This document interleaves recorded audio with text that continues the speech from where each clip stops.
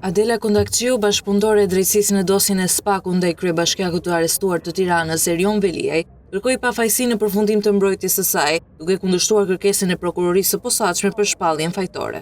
SPAK-u ka kërkuar dënimin e saj me 4 vjet dhe 8 muaj burg, por njëkohësisht përjashtimin nga vojtja e dënimit për shkak të statusit si bashkëpunëtore e drejtësisë.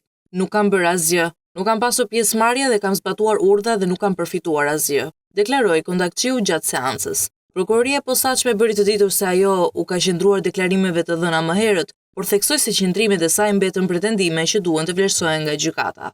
Mbrojtja argumentoi se Kondakqiu ka pasur një rol teknik dhe jo vendimarrës, ndaj kërkoi që ajo të mos mbahet përgjegjëse për veprën penale të pasrimit të parave. Ajo nuk ka zësuar apo fshehur dokumente, nuk ka manipuluar servere, libra të shitjeve dhe të blerive, nuk ka penguar hetimin dhe as nuk ka dhënë deklarime të reme, tha avokati i mbrojtës.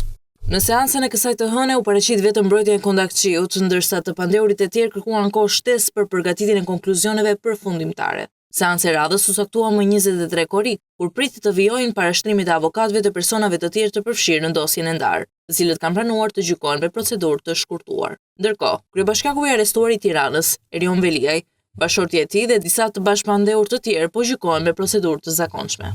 Procesi ndaj tyre është hyrë vazhdimisht dhe ende nuk ka hyrë në një ritëm të qëndrueshëm gjykimi.